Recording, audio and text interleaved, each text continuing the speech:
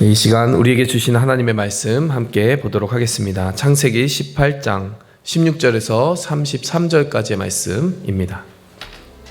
그 사람들이 거기서 일어나서 소돔으로 향하고 아브라함은 그들을 전송하러 함께 나가니라. 여호와께서 이르시되 내가 하려는 것을 아브라함에게 숨기겠느냐? 아브라함은 강대한 나라가 되고 천하 만민은 그로 말미암아 복을 받게 될 것이 아니냐?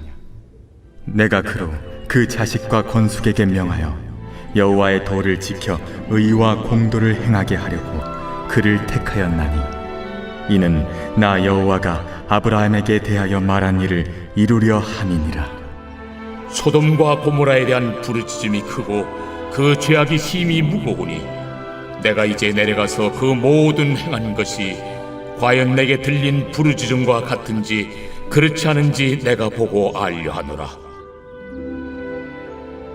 그 사람들이 거기서 떠나 소돔으로 향하여 가고 아브라함은 여호와 앞에 그대로 섰더니 아브라함이 가까이 나아가 이르되 주께서 의인을 악인과 함께 멸하려 하시나이까?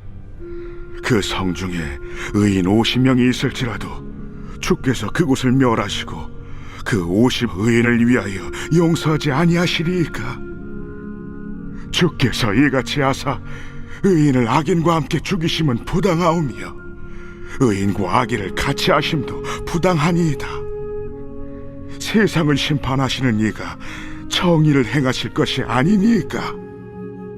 내가 만일 소돔 성읍 가운데에서 의인 50명을 찾으면 그들을 위하여 온 지역을 용서하리라. 나는 티끌이나 재와 같사오나 감히 주께 아뢰나이다. 50의인 중에 5명이 부족하다면 그 5명이 부족함으로 말미암아 온 성읍을 멸하시리이까? 내가 거기서 45명을 찾으면 멸하지 아니하리라.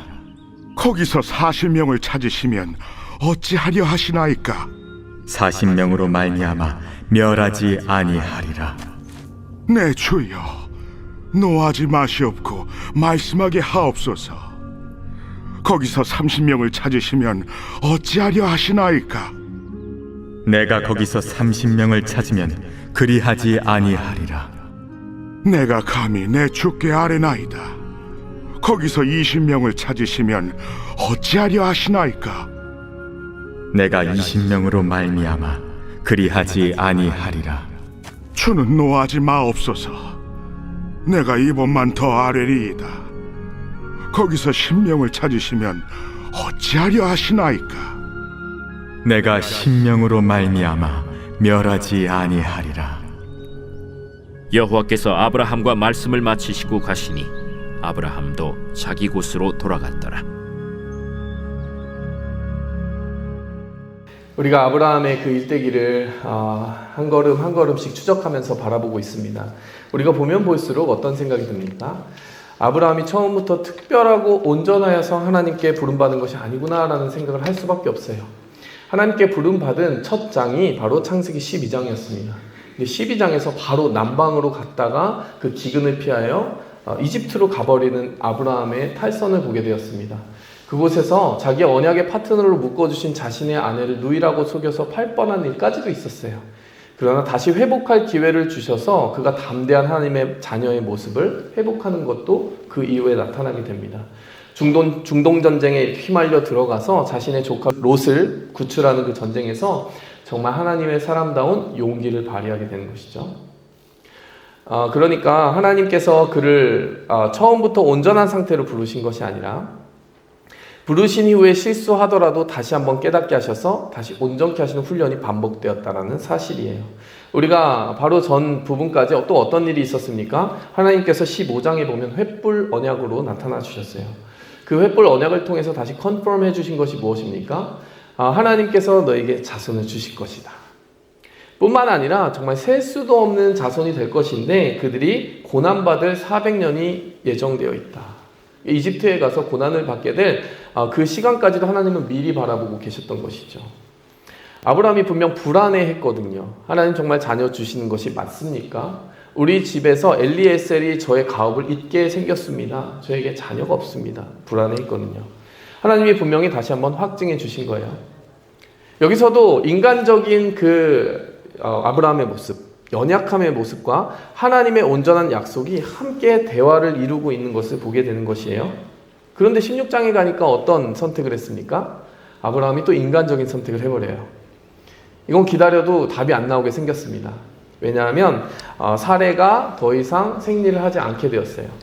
그러니까 하나님의 약속이 이루어지려면 이것은 그냥 통상적인 수단으로는 안 되겠다라고 생각을 한 것이죠. 아내가 먼저 제안을 했는데 어떤 제안을 했습니까? 종 하갈이 있으니 하갈과 당신이 동침을 하세요. 그리고 아들을 낳으면 이방에서 우리의 아들 삼읍시다. 그러면 하나님의 약속이 이루어지지 않겠습니까? 나를 통해서 아이를 낳는 것은 불가능합니다. 될 일이 아닙니다. 하나님이 저의 임신함을 막으셨습니다. 하나님이 분명히 15장에 말씀하셨음에도 불구하고 16장에서 그들이 그것을 뒤집어 버려요. 우리 생각에는 그게 안 될 것 같아. 그 방법으로는 안 될 것 같고, 어쨌든 이 방법으로 아들을 낳는다 하면 그것도 하나님이 이루실 수 있는 어떤 방법이 아닌가? 우리는 잘 믿어지지 않는다 하여서 내 버전으로 하나님의 약속을 다운그레이드 하는 경우가 있어요. 하나님은 분명히 마음속에 계획을 가지고 계신데 그 온전한 계획을 한 반쯤까지만 믿다가 그 완전한 계획과 약속에 모조품을 만들어 버리는 것이죠.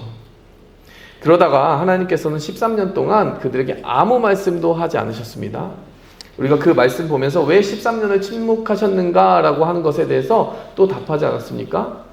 그 가운데 13년 동안 이스마엘이 히브리 기준으로 성인이 될 때까지, 히브리 기준으로는 13세가 성인이니까요.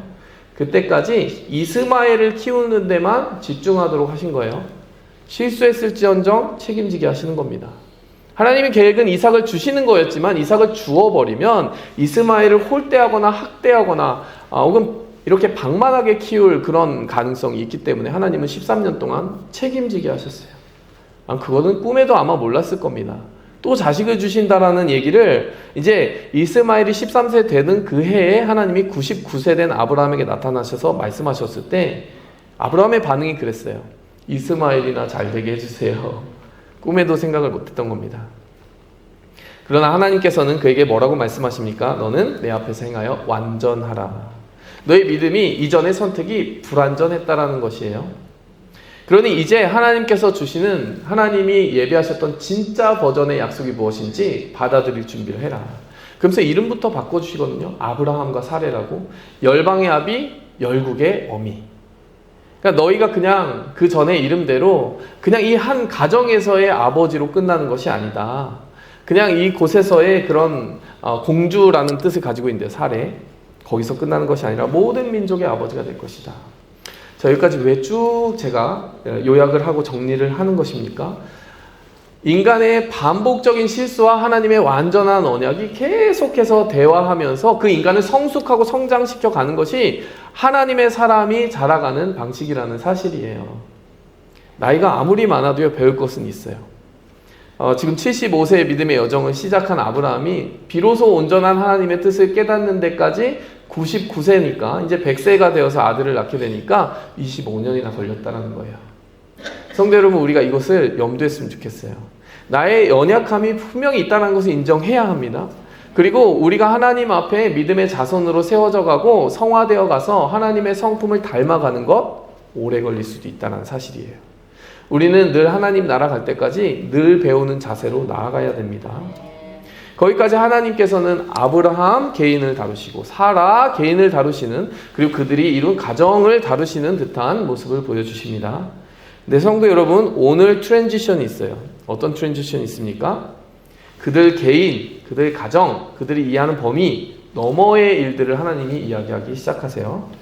다시 말씀드립니다. 하나님은 개인을 부르셨지만 그 개인만 복되게 하려고 부르신 것이 절대로 아니에요. 창세기 12장에 이미 말씀하셨습니다. 내가 너에게 복을 주리니 너를 통하여 만민이 복을 받을 것이다. 하나님의 계획은 이미 아브라함 너머까지를 품고 계시는 거예요. 아브라함을 부르시는 것은 아브라함만 행복해라가 아니에요. 자, 그러면 이전 장에 바로 전에 무슨 말씀 주셨습니까? 17장에 너는 아브라함이 아니라 아브라함, 너는 사레가 아니라 사라야. 열방이 그 이름 안에 포함되어 있어요. 열국의 아비가 될 생각을 해라. 열국의 어미가 될 생각을 해라. 그렇다는 뜻은 무엇입니까? 그냥 나만의 테두리에 갇히는 것이 아니라 하나님의 뜻이 어떻게 이 땅 가운데 퍼져나가는 것에 대해서 너는 관심을 가져야 된다는 것이에요. 자, 그리고 나서 어김없이 하나님은 그 대화의 플로우를 어디로 가져가십니까? 오늘 본문 말씀을 보니까 아브라함이 생각하지 않았던 소돔에 대한 이슈로 이어가시는 거예요. 소돔에 대한 이야기는 무엇입니까? 그 소돔의 악이 하나님의 그 귀에 들릴 정도로 사무쳤다라는 얘기예요. 그렇기 때문에 오늘 이 본문 말씀 이후에 어떤 일이 벌어지게 됩니까? 그 소돔과 고모라가 불과 유황으로 하나님의 치심을 받아 소멸되어져 버리는 역사가 있어요. 여러분, 이게 간단히 생각해 보면 아브라함과 솔직히 무슨 상관이 있습니까? 아브라함은 축복 받았잖아요. 아브라함 천국 가잖아요. 그럼 주변 동네가 하나님의 심판을 받든 말든 무슨 상관이 있어요? 이렇게 생각하는 게 보통 그리스도인이 지금 이 현대를 살아가는 방식이 아닌가 저는 꼬집고 싶습니다. 당신은 왜 신앙생활 하십니까? 천국에 가려고요. 그러나요, 주기도문은 무엇이라고 말합니까? 하나님의 나라가 임하옵시며. 우리가 하나님의 나라에 들어가는 건 너무나 당연한 약속이고 우리의 첫 번째 갈망이 돼야 되는 것 맞습니다. 그러면 구원받게 된 우리, 자녀된 우리는 그러면 아무것도 하지 않고 하나님의 나라에 가는 동안 아무 일도 하지 않고 산단 말입니까? 그렇지 않아요. 예수님이 우리에게 기도 제목 입에 넣어주셨어요. 그 나라가 임하기를 위해서 기도해라. 하나님의 정의와 공의대로 이 땅이 그 질서 가운데 바로잡혀지기를 위해서 기도해라. 한 사람이라도 더 복음을 듣고 구원받아서 하나님의 자녀 되기를 위해서 기도해라. 이것은 나의 가정, 나 개인이라는 테두리를 훨씬 뛰어넘는 하나님의 넓은 품을 우리가 살아내기를 원하시는 하나님의 부르심입니다. 왜 소돔 얘기를 하시겠어요? 왜 그 속마음을 털어놓으시겠습니까? 그것이 하나님의 고민이기 때문이에요. 아브라함아, 이제 너네 가정 일에 대해서는 이제 내가 책임질 것인데 거기에 고민이 없다고 하여 멈추지 마라. 내가 너희 기도의 제목을 넓게 해줄 것이다.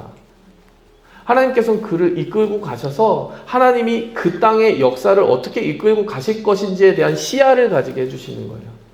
성도 여러분, 나만 구원받으면 답니까? 아니에요. 나의 이웃을 위한 갈망이 있어야 돼요. 이 시대를 어떻게 하나님이 이끌고 가시는지에 대한 그 시대의 아픔을 두고 붙잡으며 기도하는 기도가 있어야 됩니다. 뭐 전쟁이며 지진이며 지금 말도 못할 일들이 이 지구촌의 곳곳에 일어나고 있습니다. 하나님의 복음이 어디까지 퍼져가는지 모르겠지만 다음 세대가 그 복음을 듣는 일에 있어서 많이 단절되고 있다는 소식도 많이 들려오는 거예요. 그러니 나만 신앙생활을 평안하게 하자 해서 그치면 안 됩니다. 우리는 하나님이 우리를 이끌고 가는 그 분량의 믿음까지를 가지고 하나님이 쓰시려는 그 나라의 일꾼이 되어 쓰임받기를 갈망해야 된다는 사실이에요. 그러면 어떤 사람이 그렇게 쓰임을 받을 수 있느냐? 어떻게 하여야 그 쓰임받는 일꾼으로서 준비가 되느냐? 하나님이 찾으시는 일꾼은 누구냐? 첫 번째로 볼 수 있는 것, 오늘 본문 말씀을 보니까요, 친밀함이라고 하는 키워드를 붙잡아야 됩니다. 친밀하게 동행하자라고 부르셨어요. 오늘 17절 말씀 보시면 어떻게 하나님이 아브라함에게 말씀하십니까? 여호와께서 이르시되 내가 하려는 것을 아브라함에게 숨기겠느냐? 저는 이 말 좀 들어봤으면 좋겠어요. 얼마나 부러운 말입니까?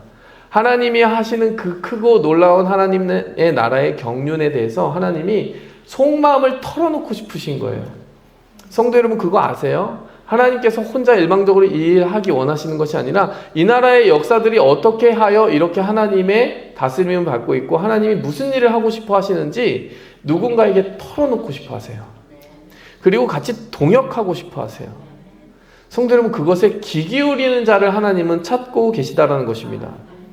바로 이어지는 18절 말씀 보실까요? 아브라함은 강대한 나라가 되고 천하 만민은 그로 말미암아 복을 받게 될 것이 아니냐.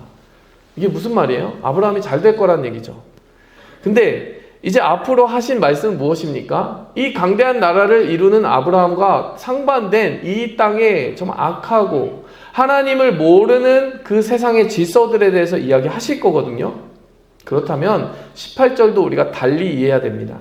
아브라함아, 너 잘 될 거야, 복을 받을 거야. 그것도요, 그냥 복 주시는 거 아니에요. 그 힘과 복을 바탕으로 이 세상의 악한 질서를 변화시키라고 주시는 거예요. 이게 이어지는 것을 아시겠습니까? 성도 여러분, 우리가 복 받기를 원해요. 새축복교회 이름이 축복이에요. 근데요, 새축복교회가 그 새축복교회답게 되는 길은 더 많은 복을 받는 것에 있지 않습니다. 더 많은 복을 흘려보내는 데 있어요. 하나님께서 우리를 강대하게 하신다고요? 하나님께서 우리에게 복을 주신다고요? 그러면 그것은 콜링이에요. 그것은 우리에게 주신 은사이고 섬김에 대한 책임입니다. 그렇기 때문에 더 많이 주실수록 사실은 부담스러운 거예요. 왜냐하면 하나님은 주시는데 다 이유가 있거든요. 야, 너만 행복하게 살아. 그게 뜻이 아니라요, 너를 통해 무엇인가 할 일이 있어서 너한테 책임져 주게 하는 거니까 너는 잘 기다리고 있어라. 내가 부를 일이 무엇인지 잘 기도하고 찾아내라 라고 이야기를 하실 거란 말이에요. 그래서 하나님께서 17절에 나와서 아브라함에게 숨기겠느냐 하시면서 속말을 막 털어놓으시는 거예요. 아브라함아, 너에게 준 그 많은 약속들이 왜 있는지 아니? 이 세상의 황무함을 보거라. 오늘 찬양의 그 내용 아닙니까? 이 땅의 황무함을 보소서. 너만 행복하면 끝이니? 이 땅의 황무함을 보고 예수 그리스도를 모르는 사람들을 보고 그들이 살아가는 그 삶 속에서의 고통을 보고 함께 기도할 수 있어야 한다는 사실이에요. 그래서 하나님께서 궁극적으로 말하려고 하시는 그 뜻이 무엇입니까? 하나님께 가까이 와서 그 이야기를 들으라는 겁니다. 요한복음 15장 15절 한번 볼까요? 요한복음 15장 15절. 이제부터는 너희를 종이라 하지 아니하리니 종은 주인이 하는 것을 알지 못함이라. 너희를 친구라 하였노니 내가 내 아버지께 들은 것을 다 너희에게 알게 하였습니다. 우리가 하나님께 그렇게 쓰임 받으려면 선결 조건이 있습니다. 하나님과 친밀해야 돼요. 근데 예수님은 이미 선포해 주셨거든요. 너희 그냥 종이 아니야. 종이 아니라 친구야. 왜냐하면 내가 내 나라의 계획과 뜻을 다 알려줄 거거든. 그래서요, 그 뒷부분에 이제 요한복음 16장, 17장에 가면 성령이 하실 일에 대해서 이야기하시면서 성령이 오시면 죄에 대하여 책망하실 것이고 의에 대하여 책망하실 것이고 심판에 대하여 책망하실 것이다. 이렇게 말씀하셨어요. 그 말이 무엇입니까? 하나님의 흉금에 있는 계획을 알려주실 텐데 죄인임에도 죄를 모르고 살아가는 사람들에게 죄를 깨닫게 해주실 것이고 의를 얻는 길이 예수 그리스도임에도 불구하고 자기의만 쫓아가는 세상을 책망하실 것이고 이 세상에 끝이 있고 심판이 있음에도 불구하고 세상 영원히 살 것처럼 방만하게 살아가는 이 사람들에게 깨닫게 하실 것이다. 성령이 하시는 세 가지 사역을 그렇게 설명해 주셨어요. 여러분, 우리가 하나님의 백성답게 살아가면 찔림을 많이 받는데요. 죄 짓고 살면서도 죄가 아무렇지 않은 것에 대해 찔림 받아야 되고요. 내 의만 잔뜩 세우고 있음에도 불구하고 예수 그리스도의 자녀라고 거짓말하는 것 찔림 받아야 되고요. 정말 세상 영원히 살 것처럼 나만 위해서 사는 것 찔림 받아야 됩니다. 성령께서 함께 계시면 그 찔림을 주신다라는 거예요.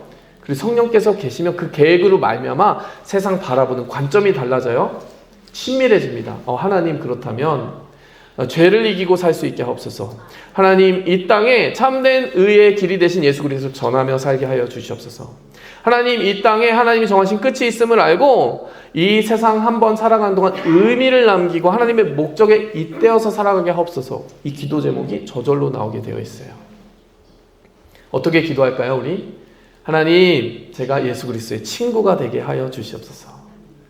어떻게 보면 이미 친구가 됐다고 하셨거든요. 하나님, 친구답게 하나님의 관심사를 성령으로 듣게 하여 주시옵소서. 그 관심사가 내 가장 깊은 관심사가 되게 하여 주시옵소서. 그래서 다른 본문에 보면 아브라함을 가리켜서 하나님이 내 벗이라고 이야기하세요. 우리에게요, 바로 그런 축복이 있습니다. 아브라함만의 복이 아니라 요한복음 15장 15절의 말씀처럼 예수님을 통하여 이루게 될 그 나라의 모든 영광에 대한 비밀이 다 알려진 지금 이 시대를 살아간다면 우리는 이미 하나님의 가장 깊은 뜻을 알고 있는 친구예요. 친구된 우리가 열심히 하나님의 그 벗이 되어서 동행하며 그 뜻을 경청하기 원합니다. 출애굽기 33장 11절을 보시면 그럼 친밀하려면 어떻게 해야 되느냐? 한마디로 말하면 머물러야 돼요. 출애굽기 33장 11절, 사람이 자기의 친구와 이야기함 같이 여호와께서는 모세와 대면하여 말씀하시며, 여기 또 친구와 같이 하나님과 친밀하게 동행한 사람 한 사람이 더 있습니다. 모세예요. 그런데 여기 보면 참 또 부러운 말이에요. 자기의 친구가 이야기함과 같이 하나님이 모세와 이렇게 밀담을 나누셨다라는 거예요. 모세와 대면하여 말씀하시며 모세는 진으로 돌아오나 눈의 아들 젊은 수종자 여호수아는 회막을 떠나지 아니하니라. 근데 저는요 모세에만 눈이 가지 않았어요. 이 33장 11절에서 한 명이 더 나오는데 누구입니까? 여호수아죠. 네, 여호수아 가만히 어떻게 행동하나 보세요. 모세는 진으로 돌아오나. 지금 이 장면을 비주얼라이즈 하셔야 돼요. 모세가 지금까지 어디서 대화를 하였냐? 회막에서 대화를 했어요. 터버너클입니다. 광야에 지금 그 한복판에 있는 장막에서 대화를 했어요. 회막. 하나님을 만나는 그 성막이죠. 성막. 그리고 이제 모세도 다시 자기 진으로 돌아갔어요. 그럼 이제 모세는 그 회막이 없는 거거든요. 근데 눈의 아들 젊은 수종자 여호수아는 회막을 떠나지 않았어요. 거기서 그냥 물끄러미 바라보고 있는 거예요. 회막에 들어가지도 않아요. 그냥 회막은 이제 모세가 들어가는 공간이니까 자기가 들어가지는 못하겠고 그냥 그 뒤에서 그냥 가만히 보고 있는 거예요. 여기 여호수아가 왜 이렇게 행동하고 있는지에 대한 설명이 있습니까? 그런데요, 성도 여러분, 이 장면을 눈으로 이렇게 마음으로 그려보면 왜 그런지 꼭 알 것 같지 않으세요? 지금 여호수아가 이렇게 물끄러미 모세가 하나님과 그렇게 독대하여 대화하고 있는 회막을 뒤에서 바라만 보고 있는 거예요. 모세가 떠난 후에도 바라만 보고 있는 거예요. 그 마음이 어떤 마음일까요? 나도 그러고 싶다. 나도 하나님 만나서 대화하고 싶다. 이 마음 아닙니까? 민수기 27장 18절에서 20절로 넘어가 봅시다. 이제 역사의 시계를 좀 돌려보면은 모세의 후계자가 세워져야 될 그때가 되었는데 민수기 27장 보면 18절에 여호와께서 모세에게 이르시되 눈의 아들 여호수아는 그 안에 영이 머무는 자니 너는 데려다가 그에게 안수하고 그를 제사장 엘라살과 온 회중 앞에 세우고 그들의 목전에서 그에게 위탁하여 너의 존귀를 그에게 돌려 이스라엘 자손의 온 회중으로 그에게 복종하게 하라. 하나님이 아무나 안 세우세요. 사모하는 자를 세우십니다. 하나님의 영에 감동된 자라고 하셨어요.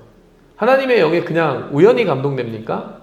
하나님을 바라보는 그 시선을 하나님이 보고 계시지 않았겠어요? 그 뒷모습을 하나님께서 가장 짠하게 보지 않으셨겠어요? 여호수아야, 너 나 만나고 싶지? 나를 갈망하는구나 라고 하는 걸 아셨기 때문에 하나님께서는 어김없이 그를 사용할 수밖에 없고 그를 만나실 수밖에 없었다는 사실입니다. 성도 여러분께서 하나님과 얼마나 가까워질 것인지에 대해서 시간이 이제 흐르면 흐를수록 보일 거거든요. 그걸 어떻게 보면 알 수 있습니까? 지금을 보면 알아요. 여호수아가 지금 그 회막에 멀찍이 서서 쳐다만 보는 것만 봐도 하나님 이 사람 쓰시겠구나. 하나님 이 사람 만나 주시겠구나 알게 되는 것처럼 성도 여러분, 지금 하나님을 가까이 하고 계십니까? 지금 갈망하고 계세요? 마치 물끄러미 바라보는 것처럼 이 회막을 사모하는 이 여호수아처럼 성전을 사모하고 계십니까? 기도의 처소를 사모하고 계십니까? 그럼 하나님 만나 주시는 거예요. 여러분, 그 친밀감을, 성도 여러분, 그 친밀감을 깊이 사모하시기 바랍니다. 그래서 출애굽기 17장에 보면은 이제 여호수아가 본격적으로 쓰임받는 장면이 있었어요. 거기 보면은 출애굽기 17장에 여호수아가 칼날로 아말렉과 그 백성을 쳐서 무찌르니라.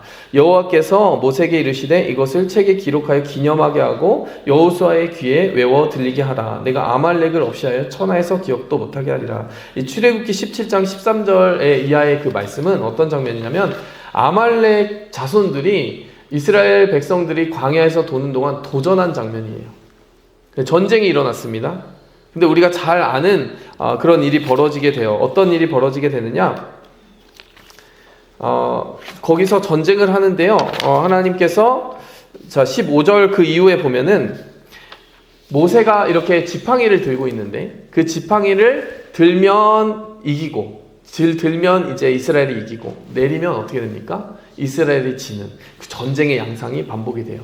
모세만 혼자 산꼭대기에 가서 그 전쟁을 진두지휘하는데 지휘한다라는 개념은 아니죠. 위에서 기도하고 있는 거죠. 그 전쟁을 지휘하는 사람은 누구였습니까? 그 밑에서 지휘하는 이끄는 여호수아였어요. 근데 나중에 하나님께서 어떤 흥미로운 말씀을 하시냐면은 나중에 이 일들을 다 기록해서 여호수아에게 들려줘라 라고 이야기하세요. 그것 자체가 무엇을 보여주는 겁니까? 이기고 지는 것이 중요한 것 같은 이 전쟁에서 사실은 무엇이 가장 중요한 것이었다? 하나님과의 친밀함이 중요한 것이었다. 모세의 그 기도가 결정적인 역할을 한 것이었다라고 하는 것을 여호수아가 깨닫기를 바라셨어요. 성도 여러분, 세상을 아웅다웅 전쟁터처럼 살다 보면은 우리가 있는 것이 그것입니다. 지금 당장의 내 능력과 내 재능으로 내가 칼 한 번 잘 휘두르면 싸울 수 있는 전쟁처럼 보일 때가 있어요. 다 이겨놓고 내가 이겼다라고 생각할 때가 있습니다. 그러나 사실은 하나님의 뜻과 섭리를 우리가 빼놓고 이해한다면 우리의 인생, 내가 주인 되어 살아가는 인생, 우리는 한참을 잘못 보고 있는 거예요. 내가 잘 휘둘러서 이긴다고요? 그렇지 않습니다. 하나님은 하나님이 정한 뜻대로 역사의 방향을 이끌고 계시는 거예요. 그걸 알고 이기는 사람이 있고 모르고 이기는 사람이 있는 거예요. 다 이겨놓고 내가 이겼다라고 하면 그 이김은 아무 소용이 없습니다. 이기는 것 자체가 중요한 것이 아니라 그 이김을 주신 하나님을 알고 살아가는 것이 진짜 이김을 만드는 것이에요. 그래서 계속해서 친밀함에 대해서 이야기를 하는 것입니다. 하나님께서 이렇게 여호수아를 정말 많은 체험과 또 그 갈망함 가운데 키워가시는 것을 볼 수 있는 것이에요. 자, 그래서 보면 이 아브라함의 이야기로 다시 돌아와 봤을 때 아브라함 역시 참 하나님을 신실하게 이해하고 있고 친밀하게 이해하고 있구나라고 하는 것을 깨달을 수 있는 장면이 있습니다. 18장 21절부터 23절까지 다시 돌아와서 보겠습니다. 자, 그럼 하나님과의 대화가 어떻게 흘러가느냐. 내가 이제 내려와서 그 모든 행한 것이 과연 내게 들린 부르짖음과 같은지 그렇지 않은지 내가 보고 알려 하노라. 이제 하나님께서 직접 그 땅의 상태를 보겠다고 하시는 거예요. 천사를 보내어서. 22절에 그 사람들이 거기서 떠나 소돔으로 향하여 가고 아브라함은 여호와 앞에 그대로 섰더니, 이게 지금 어떤 상황인지 아시겠죠? 지난 본문을 따라오신 분들은 아시겠지만 세 사람이 왔다라고 했습니다. 그 중에 한 분이 여호와 하나님이시고 둘은 천사였어요. 천사는 이제 소돔 땅으로 가서 그 땅의 상태를 보려 하는 것이에요. 하나님은 여전히 지금 아브라함 앞에 있습니다. 근데 아브라함이 어떻게 행동합니까? 그대로 섰더니 뭔가 대화하고 싶은 거예요. 마치 아까 여호수아가 그 회막을 떠나지 않고 가만히 있었던 것처럼, 또 모세가 친구와 이야기함과 같이 계속 하나님과 대화하였던 것처럼 아브라함이 지금 25년 가까이 24년 가까이 이렇게 하나님과 우정을 쌓아오면서 하나님을 가까이 하는 사람이 되어 있는 것입니다. 23절에 아브라함이 가까이 나아가 이르되 주께서 의인을 악인과 함께 멸하려 하시나이까. 자, 23절의 이 답도요, 굉장히 놀라운 답입니다. 지금 아브라함이 뭐라고 생각하고 있는 거예요? 야, 하나님께서 곧 소돔을 멸하시겠구나 생각하는 거예요. 근데 성도 여러분, 한번 질문해 봅시다. 우린 그 이야기가 펼쳐질 것을 알고 있어요. 근데 그걸 모른다고 생각을 해보고 오늘 읽은 본문만 생각해 봤을 때 하나님이 한 번이라도 가서 소돔을 치겠다라고 말씀하신 적이 있습니까? 없어요. 부르짖음이 상달되어서 내가 가보겠다라고만 하셨어요. 쳐서 없애겠다라고 하신 적이 아직은 없습니다. 근데 아브라함이 하나님께 대뜸 하는 말이 뭡니까? 하나님, 의인을 악인과 함께 멸하려 하시나이까. 이게 어떻게 가능합니까? 하나님을 너무 잘 알아서 그래요. 하나님의 공의로운 성품을 알기 때문에 이제 하나님께서 그 상황에 그 땅의 모든 상태를 아신 이후에는 멸하실 수밖에 없다는 사실을 너무나도 뼈저리게 알고 있는 거예요. 성도 여러분, 하나님의 공의의 성품을 깊이 이해하고 계십니까? 하나님이 얼마나 죄를 용납하지 않으신 하나님이신지 이렇게까지 이해하고 계십니까? 성도 여러분, 의로우신 하나님을 이 아브라함이 너무너무 잘 알고 있다는 거예요. 이렇게 예민한 영성을 가지고 하나님과 친밀하게 동행하기 때문에 하나님을 잘 알고 있는 아브라함의 모습을 봅니다. 그래서 우리가 이 본문 말씀을 통해서 받을 수 있는 축복, 기도 제목은 바로 그것이에요. 하나님을 더욱 알게 하옵소서. 하나님의 성품을 그냥 1만 말해도, A만 말해도 Z까지 알아채게 하옵소서. 이 아브라함의 오랜 우정이 그렇게 아브라함을 예민하게 만들고 예민한 영성으로 만들고 그리고 친밀한 동행자로 만들었던 것처럼 우리가 그렇게 쓰임받기 원합니다. 친밀함은 하나님께 쓰임받는 첫 번째 열쇠가 된다는 것이에요. 두 번째로 하나님께서는요, 축복을 나누라고 부르셨습니다. 축복을 나누는 사람이 되는 것. 오늘 이 본문 말씀에 보니까요, 18장 18절에 보니까 아브라함은 강대한 나라가 되고 천하만민은 그로 말미암아 복을 받게 될 것이 아니냐.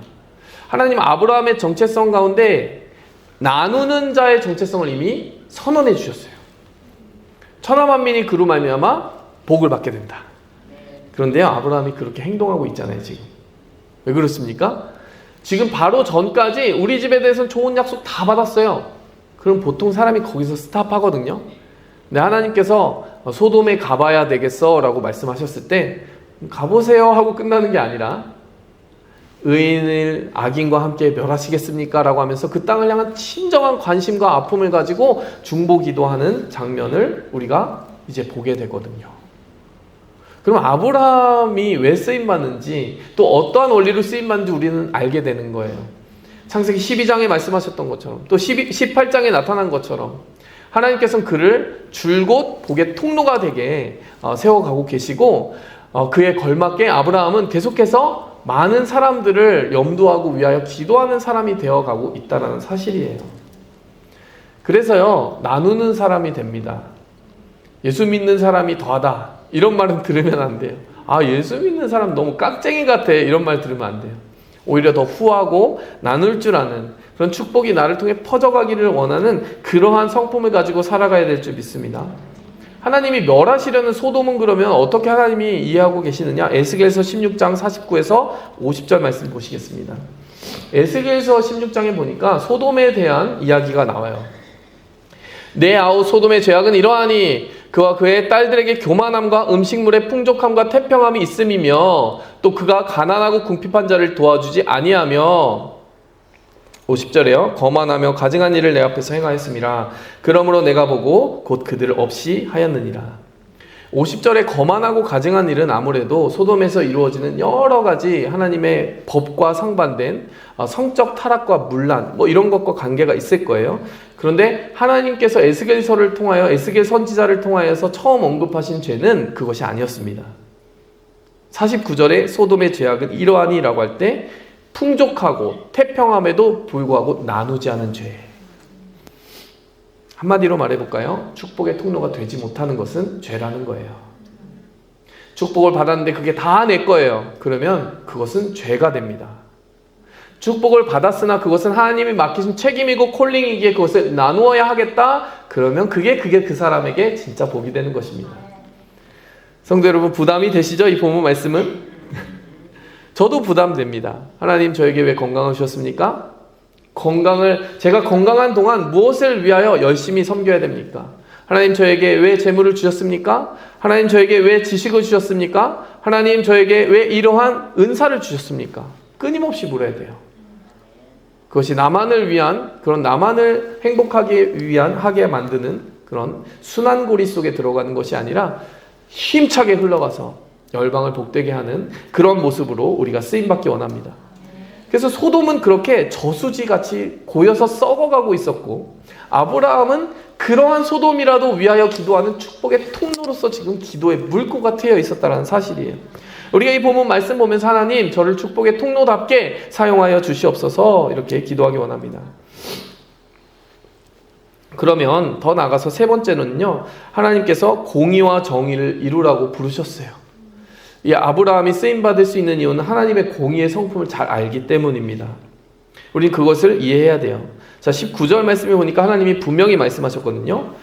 내가 그로 그 자식과 건석에게 명하여 여호와의 도를 지켜 공의와 정의를 행하게 하려고 그를 택하였나니 이는 나 여호와가 아브라함에게 대하여 말한 일을 이루려 함이라. 여러분, 하나님께서 중요하게 생각하는 가치 중에 공의와 정의가 있습니다. 우리는 그것을 잊어서는 안 됩니다. 미가서 6장 8절 말씀 보시면 사람아 주께서 선한 것이 무엇인지 내게 보이셨나니. 미가서 6장 8절 말씀 아주 분명하고 선명하게 하나님의 뜻을 알려주는 말씀이에요. 여호와께서 내게 구하시는 것은 오직 정의를 행하며 인자를 사랑하며 겸손하게 내 하나님과 함께 행하는 것이 아니냐. 오늘 축복의 통로되어 살아가는 하나님의 백성, 하나님의 자녀 아브라함은 하나님이 공의의 하나님임을 이해하고 있고요. 이 성경의 동일한 원리는 미가서에도 이렇게 아주 분명하고 선명하게 나타난다는 거예요. 하나님의 뜻은 이것이니 라고 이렇게까지 선명하게 언급하고 있는 본문 말씀이 흔한 줄 아십니까? 성도 여러분, 데살로니가 전서에 기뻐하라, 그것이 하나님의 뜻이다, 이렇게 아주 분명하게 몇 구절에 이렇게 하나님의 뜻은 이것이다 이렇게 언급하는 구절들이 있는데요. 그 중에 하나가 미가서 6장 8절이에요. 이건 요절 말씀이 우리가 외워야 됩니다. 오직 정의를 행하며 인자를 사랑하며 겸손하게 내 하나님과 함께 행하는 것이다. 정의가 등장하고요, 사랑이 등장하고요, 겸손이 등장하고요, 동행이 등장하는 것입니다. 제가 한 가지 질문을 던져보고 싶어요. 십자가는 사랑을 위한 것입니까? 공의를 위한 것입니까? 십자가는 사랑을 나타냅니까? 공의를 나타냅니까? 둘 다 나타내는 거예요. 우리가 생각할 땐 십자가는 사랑이죠, 보통. 왜냐하면 나를 위해 흘리신 그 피로 내가 하나님의 자녀 되었으니 우리에게 사랑으로 경험된 거예요. 우리를 사랑하신 하나님의 그 품을 보여주는 것이 십자가입니다. 자, 그런데 왜 하필이면 독생자 예수 그리스도가 그 위에 죽으셔야 되는 방법을 택하신 겁니까? 하나님이 우리를 사랑한다면 그래, 너 죄 없는 걸로 해줄게, 그냥 너의 자녀 돼 라고도 하실 수도 있잖아요. 그게 아니라요, 죄값은 치러줘야 돼. 내 독생자가 그 위에 너희를 대신하여 죽지 않으면 방법이 없어. 여러분, 이것은요 공의의 얼굴이에요. 하나님은 계산이 명확하신 분이십니다. 그냥 죄를 없애주신 게 아니라 자신의 아들 독생자 예수 그리스도의 피를 흘려서라도 그 값을 다 치르신 후에 너희가 죄에서 사면됐다라고 이야기하시는 분이세요. 여러분, 십자가가 말랑말랑하게 보이면 안 돼요. 십자가는 그냥 나 너 사랑한다, 네가 죄 지어도 괜찮아, 이런 사랑이 아니라요, 네가 나의 자녀가 되기 원한다면 내 아들 독생자 예수 그리스도의 피를 흘려서까지 치러했던 공의의 값이 무엇인지 똑똑하게 이해해라. 그걸 아는 사람은요, 그 용서받아 자녀가 됐다고 해서 함부로 살지 못합니다. 왜 그렇습니까? 내가 하나님께 사랑받았다라고 하는 그 사랑의 내용 속에 예수님의 피가 있기 때문이에요. 그 공의가 있기 때문입니다. 하나님의 가슴을 찌르는 것이 죄라는 것이라는 확실한 깨우침이 있기 때문이에요. 근데 그 용서받았는데 또 죄 짓는다고요? 또 죄 짓고 아무렇지 않게 십자가로 용서받았어 라고 얘기할 수 있다고요? 천만의 말씀입니다. 그 십자가가 왜 필요했습니까? 내 죄가 하나님을 찔러야 되기 때문이에요. 찌를 만큼 아픈 것이기 때문입니다. 하나님이 그러므로 우리가 십자가로 말미암아 정말 진짜 회개한 사람에게서는요, 죄를 미워하는 마음이 생기게끔 되어 있어요. 내 죄가 예수님을 찌른다는데 어떻게 죄를 함부로 짓겠습니까? 그래서 십자가는 어떤 사람을 만들어냅니까? 십자가는요, 하나님의 사랑을 경험한, 정말 그 사랑을 완전히 아는 사람을 만들어내는 동시에 죄를 진짜 미워하는 공의의 사람을 만들어내는 거예요. 여러분, 이 십자가가 지독히도 아주 지혜로우신 하나님의 방법이고 미스터리인 것이 바로 거기에 있습니다. 이 십자가에는 공의와 사랑이 다 드러난다는 것이에요. 오늘 이 아브라함을 통해서 하나님이 그 십자가의 그 사랑을 미리 보여주시는 것이죠. 그리고 아브라함도 그 하나님의 공의를 알고 있는 거예요. 하나님은 사랑의 하나님이셨어요. 지금까지 아브라함에게 줄곧 그러셨습니다. 하지만 그 하나님이 너무나도 공의로운 하나님이라는 것도 알고 계세요. 알고 있어요, 이 아브라함이. 여러분, 그것은 모순이 아니라요, 그것은 하나의 하나님의 성품을 구성하는 하나의 통일성 가운데 존재하는 것입니다. 그것을 제가 좀 더 자세히 나중에 설명하겠지만 곰곰이 생각해 보세요. 지금 남미에 보면요, 살인율 1위라고 하는 그 국가들이 너무나 많아요. 언제는 온두라스가 살인율이 1위였다라고 그러고, 언제는 엘살바도르가 1위였다라고 그러고, 총기 사고, 마약 카르텔 너무나도 심각하거든요. 근데 그곳에 사는 사람들 중에 어떤 사람들은 한 번쯤은 이렇게 탄식을 할 것 같지 않습니까? 이런 악을 방치하시다니 하나님은 계시지 않는 것 같아요 라고 이야기할 것 같지 않습니까? 여러분, 하나님의 사랑이 마치 우리가 저지르는 모든 것을 그냥 방치하시는 방향으로 나타난다면 그게 사랑이겠습니까? 그 누구도 심판하지 않고 그 누구도 바로잡지 않는 것이 사랑이라고 할 수 있을까요? 하나님의 사랑이 무질서 상태에 정말 죄악이 관영한 그 땅 가운데 온전히 나타나려면 어떻게 나타나야 되겠습니까? 하나님의 바로잡는 공의와 질서가 그 땅 가운데 역사되어지도록 하는 것이 하나님의 사랑의 표현인 거예요. 그렇지 않겠습니까? 소돔 땅을 용서하신답시고 소돔 땅을 소돔 땅 그대로 그냥 니네 그렇게 살아, 죄 지어도 괜찮아 라고 한다면 그건 사랑이 아니라는 거예요. 그 죄 때문에 서로 죽이고 죽는 가운데 서로 호소하고, 오늘 본문 말씀 보니까 울부짖는 소리가 상달한다고 하잖아요. 그럼 하나님의 공의가 이루어지는 방법은 정의가 실현되도록 하는 것밖에 없다는 사실이에요. 그래서 정의는 사랑과 꼭 배치되어 있는 것처럼 우리가 인식하는 경우가 많은데 그렇지 않습니다. 하나님의 사람은 사랑이 많고 동시에 정의로워야 된다는 거예요. 정의라는 질서 속에서 사랑이라고 하는 그런 꽃이 아름답게 필 수 있기 때문이에요. 어떻게 보면 정의로운 세상을 만드는 것, 공의롭게 세상을 꾸려나가는 것 자체가 하나님의 사랑을 보여주는 하나의 표현이기 때문입니다. 다 연장선상에 있는 것이에요.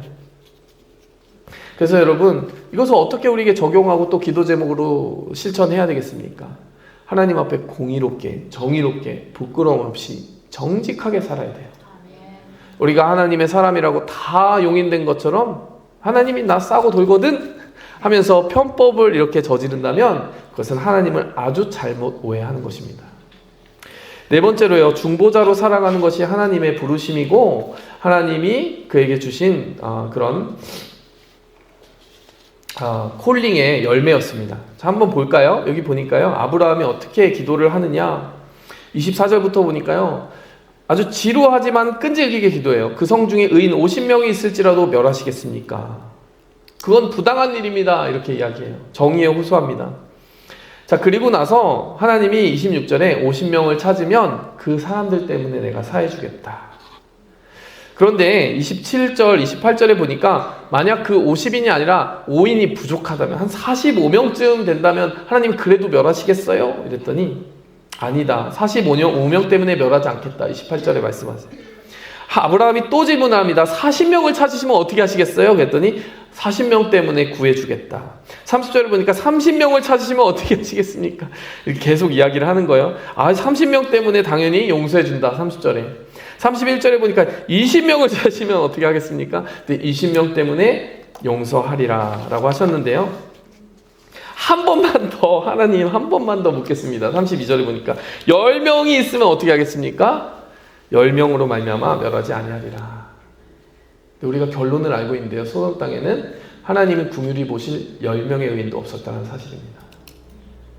이것이 얼마나 비참한 일입니까? 성도 여러분, 우리가 이 본문 말씀을 보면서 어떤 기도 제목을 가지고 깨우침을 받아야 되겠습니까? 첫 번째, 하나님 제 아브라함처럼 쓰임받게 하옵소서. 사실은 따지고 보면 내일도 아닌 일을 가지고 그렇게 목숨 걸면서 하나님 앞에 그렇게 무릎으로 나아가서 하나님 끊임없이 내일인 것처럼 기도하는 이 아브라함의 모습으로 제가 쓰임받게 하옵소서. 왜냐하면 아브라함의 마음 가운데는 이 소돔 땅을 향한 그 마음이 그렇게 좋지는 않아요. 예전에 소돔 왕을 좀 이렇게 경멸하는 말도 했었어요. 네가 주는 것은 실오라기 하나라도 그 더러운 이익을 나는 탐하지 않는다. 나는 너희들과 가는 길이 다르다. 이렇게 말한 적도 있고요. 조카 롯이 사실 서운하게 떠나서 정착한 곳이 또 소돔 땅이기도 하고요. 그러니까 사실은 뭐 소돔을 위해서 그렇게까지 기도해야 되는가? 아닐 수도 있잖아요. 그런데 중보자의 마음은 남다르다라는 거예요. 성도 여러분, 내일만 가지고 기도하지 마시고 정말 우리가 마음을 넓혀야 될 줄 믿습니다. 많은 영혼들의 그 고통을 위해서 함께 기도하기 원합니다. 근데 더 나아가서 기도하고 싶은 것은요, 이 소돔 같은 이 땅에 하나님이 10명만 있어도 소돔의 기회를 주셨을 텐데, 그렇다면 우리가 바로 하나님의 기회가 되었으면 좋겠습니다. 이 땅 가운데서 내 얼굴, 내가 하나님 앞에 동행하고 살아가는 이 모습을 보시고 하나님이 이 땅을 긍휼히 여겨주시옵소서. 그렇게 기도할 수 있으면 내가 사실 자신 있게 그렇게 의롭게 살고 있다는 그런 현 상태가 있어야 된다는 거죠. 전제가 되어 있어야 되죠. 하지만 그렇게 기도했으면 좋겠어요. 하나님, 제가 하나님 앞에 바르게 살겠습니다. 하나님의 사랑과 그 공의를 바르게 전하며 십자가의 제자로 살아가겠습니다. 저로 말미암아 한 사람이라도 더 하나님 알게 하시고 구원받게 하시고 이 땅의 악함이 사라지게 하여 주시옵소서. 이렇게 기도하며 하나님께 쓰임받기 원합니다. 말씀을 맺도록 하겠습니다. 아브라함은 여호와 앞에 그대로 섰더니, 우리는 참 부러워할 것이 많아요. 아브라함의 삶 속에서 하나님과의 그 친밀한 동행함을 보았습니다. 그렇게 하나님과 속마음을 터놓고 이야기할 수 있는, 우리 속마음이 언제든 말하죠. 하나님의 속마음을 들을 수 있는 사람이 되기 원합니다. 그냥 내 가정 내 일만 그냥 기도하는 것이 아니라, 그 기도가 잘못됐다는 것이 아니라요, 그 기도가 넓어져서 내 가정과 나를 통해서 하나님 역사하셔서 이 땅을 고치시옵소서. 여기까지 친밀하게 기도했으면 좋겠어요. 축복을 나누라고 부르셨습니다. 그러니까요, 이 축복에는 콜링이 있다는 사실 위에서 생각하면서 기도하기 원합니다. 또 어떻게 기도해야 됩니까? 공의와 정의의 하나님을 알고 기도하기 원합니다. 우리도 바르게 살아가야 됩니다. 그리고 마지막으로 중보자로 서야 합니다. 우리는 하나님과 이 세상 앞에 사이에 서서 이 세상의 이로움을 위해서 쓰임받는 기도자가 되어야 합니다. 함께 기도하며 나아가겠습니다. 하나님 아버지 감사합니다. 오늘 아브라함이 개인적인 삶의 테두리 가운데 많은 축복을 받았지만 거기서 멈추지 아니하고 아브라함을 통하여 온 열방과 나라를 회복하려는 그 계획에 한복판으로 들어가고 있습니다. 하나님, 아브라함을 통하여 메시아 예수 그리스도가 오실 것이고 예수님을 통하여 이 땅에 하나님의 나라의 회복이 임하게 될 것을 바라볼 때에 하나님, 아브라함이 그렇게 쓰임받은 것을 또한 우리가 압니다. 하나님, 바라옵건대 우리도 그렇게 쓰임받게 하여 주옵소서. 그리스도의 제자가 되었다고 하고 자녀가 되었다는 우리가 하나님께 그렇게 사명감 가지고 붙들려 쓰임받게 하여 주시옵소서. 예수님의 이름으로 감사하며 기도하였습니다. 아멘. 이 시간 드려진 헌물을 위해서 함께 기도하며 나아가도록 하겠습니다. 하나님 아버지 감사합니다. 우리에게 물질 얻을 힘과 지혜를 주시고 우리에게 필요한 모든 일용할 양식을 공급해 주시는 하나님을 고백합니다. 우리가 열심히 해서, 우리가 성실해서, 우리가 땀 흘려서 얻은 것이라 할지라도 우리에게 그만한 건강을 주시고 지혜를 주신 하나님을 빼놓고는 이해할 수 없는 선물들임을 고백합니다. 하나님, 우리에게 주신 이 선물을 통하여서 우리가 잘 누릴 뿐 아니라 또 하나님의 나라를 위하여 이렇게 쓰게 하여 주시니 감사합니다. 하나님, 우리를 더욱 축복하여 주셔서 우리가 축복의 통로로 쓰임받게 하여 주시옵소서. 예수 그리스도의 이름으로 이 모든 헌물을 올려드리며 기도하였습니다. 아멘. 이 시간 우리가 함께 말씀을 기억하면서 기도하기 원합니다. 첫 번째로 기도하는 것은요, 나와 가정을 하나님 온전케 하시옵소서라고 기도했으면 좋겠어요. 오늘 말씀을 오해하실 수도 있습니다. 나를 위해서는 그럼 기도하면 안 되나? 나의 가정을 위해서는 기도하면 안 되나? 오직 열방과 다른 사람만을 위해서 기도하라는 것인가? 아닙니다. 오늘 이 본문 말씀이 이르기까지 하나님은 이 아브라함의 가정을 세우셨어요. 나를 바로 세우고 가정을 바로 세우는 것은 너무나도 당연한 첫 단추예요. 성도 여러분, 함께 기도하며 나아가겠습니다. 우리가 열방을 품기 전에, 우리가 이 땅을 품기 전에 가장 먼저 바로 세우기 원하는 것은 나 자신이에요. 하나님, 제가 하나님의 사람 되게 하옵소서. 하나님, 제 가정이 하나님의 가정답게 바로 서게 하옵소서. 우리 함께 기도하며 나가겠습니다. 주여, 주여. 하나님께서 아브라함의 가정을 불러서 하나님 이렇게 온전한 질서를 회복하여 주시고 하나님의 말씀과 약속을 받기에 아버지의 부족함이 없는 그 합당한 질서 가운데 회복하여 주신 것처럼 하나님, 이 시간 새축복교회에 소속된 모든 성도님들 개개인의 영혼과 가정을 위하여서 기도합니다. 하나님께서 그 가정 가운데의 모든 죄악의 흔적을 아버지 하나님 지워주시고 그 모든 영향력이 물러가게 하여 주시고 아버지 하나님께 속하지 않은 것들이 아버지 하나님 사라지게 하시고 오직 예수 그리스도의 이름 안에서 하나님 기뻐하시는 모든 창조의 질서, 아버님 그 가정의 질서, 하나님을 경배하고 하나님과 동행하는 그 개개인과 아버님 가정되도록 하나님 세우시는 그 질서가 회복되게 도와주시옵소서. 그리하여 아브라함이 아니라 아브라함까지 아버님 사례를 넘어 사라까지 아버지 하나님 쓰임받기에 부족함이 없는 하나님의 종들로 아버지 하나님 우리 모두가 축복받게 도와주시옵소서. 우리 모두가 쓰임받게 하여 주시옵소서. 함께 동행하여 주시옵소서. 이 시간 더 나아가서 기도하기 원합니다. 이제 하나님께서 아브라함의 그 영향력의 반경을 넓혀주실 때 첫 번째 열쇠는 바로 친밀함이었습니다. 하나님의 친밀함을 모르고서는 하나님이 무엇을 원하시는지 그 가장 깊은 뜻을 이해할 수가 없습니다. 그저 우리 자신만 바라보고 살게 되어 있어요. 그러나 하나님과 친밀한 그 걸음걸이로 나아가게 되면 하나님의 고민이 들리기 시작합니다. 내 아들아, 내 딸아, 소돔이 고민이다. 내 아들아, 내 딸아, 아틀란타가 고민이다. 내 아들아, 내 딸아, 터키가 내 고민이다. 내 아들아, 내 딸아, 우크라이나가 고민이다. 하나님이 아파하시는 그 땅들이 보이기 시작합니다. 하나님의 그 숨소리가 들리는 곳까지 우리가 나아가는 것이 하나님의 마음을 듣는 첫 번째 단추예요. 여러분, 하나님과 친밀하십니까? 하나님의 고민이 들려오십니까? 이 시간 함께 기도할 때 하나님, 제가 아브라함처럼 모세처럼 여호수아처럼 하나님의 벗이 되어 하나님의 마음을 듣는 자가 되기 원합나이다. 함께 기도하며 나가겠습니다. 주여, 주여. 하나님, 주님께서 아버지 우리 한 사람 한 사람을 불러 세워 주시옵소서. 하나님께서 아버지 우리의 마음과 영혼 가운데 하나님을 갈망하는 아버지 하나님 그 눈빛과 그 발걸음을 허락해 주시옵소서. 아버지 하나님께 쓰임받기를 원하나이다. 아버지 하나님의 마음을 듣기를 원하나이다.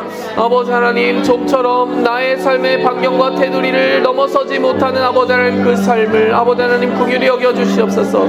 하나님, 우리의 기도가 흘러 넘치게 도와주시옵소서. 우리가 하나님의 관심을 아버지 우리의 관심으로 아버지 하나님 품게 도와주시옵소서. 하나님 아버지 우리에게 기도하라 하시는 그것을 우리의 기도로 품게 도와주시옵소서. 아버지 하나님, 터키와 우크라이나와 아버지 하나님 아틀란타와 또 남미와 아버지 하나님 모든 땅의 아픔과 아버지 고통 가운데 예수 그리스도의 복음이 아버지 하나님 약이 되는 줄 믿습니다. 길이 되는 줄 믿습니다. 진리가 되는 줄 믿습니다. 생명이 되는 줄 믿습니다. 함께하여 주시옵소서. 찾아와 주시옵소서. 아버지 하나님, 우리를 매만져 주시옵소서. 아버지 하나님, 함께하여 주시옵소서. 이 시간 이어서 기도하기 원합니다. 하나님께서 우리에게 바라시는 것은 축복의 통로가 되는 것입니다. 그저 모으기만 하여서 하나님의 책망의 대상이 된 소돔과 같지 아니하고 우리에게 주신 것이 콜링임을 이해하고 가는 것입니다. 성도 여러분들께 주시는 많은 것들에 대하여 질문하시기 바랍니다. 하나님, 무엇에 쓰라고 주셨습니까? 더 나아가서의 축복의 통로가 된다는 것은 나만을 위한 기도를 넘어서서 그들을 내가 품어보지 못한, 기도해보지 못한 많은 사람들을 위해 기도하는 데 있어요. 저는 이것이 우리 새축복교회의 비전이라고 생각합니다. 우리 교회 이름은 복을 더 많이 받기 위한 그러한 이름이 아니라 복을 많이 주시기도 하시겠지만 그것을 더 많이 흘려보낼 수 있는 교회가 될 때에 이루어지는 것입니다. 하나님, 더 많이 기도하게 하옵소서. 더 중보하게 하옵소서. 더 많이 나누게 하옵소서. 함께 기도하며 새축복교회가 그렇게 쓰임받게 해달라고 기도해 나아가기 원합니다. 함께 기도하겠습니다. 주여, 주여, 주여. 하나님, 주님께서 우리를 쓰실 때에 하나님 쓰시라고 드릴 수 있는 우리가 되기 원합니다. 하나님, 우리 안에서 맴돌고 고이고 썩어져가는 아버지 하나님, 그러한 복이 되는 것이 아니라 우리를 통하여 거침없이 흘러가게 도와주시옵소서. 우리의 기도 제목이 남다르게 하여 주시옵소서. 남다른 기도 제목으로 이웃을 품게 도와주시옵소서. 열방을 품게 도와주시옵소서. 하나님, 우리를 통하여서 그 섬김과 아버지 하나님 그 헌신이 흘러갈 수 있기에 부족함이 없는 교회의 강인함과 체력을 허락하여 주시옵소서. 그러한 영성을 허락하여 주시옵소서. 우리가 교회의 털을 아버지 하나님 닦아가시는 아버지 하나님의 손길을 봅니다. 아버지 하나님, 우리를 성장시켜 주실 때에 아버지 하나님 그렇게 섬길 수 있는 그 영적인 갈망이 자라가게 하여 주시옵소서. 예수님의 이름으로 기도합니다. 아멘.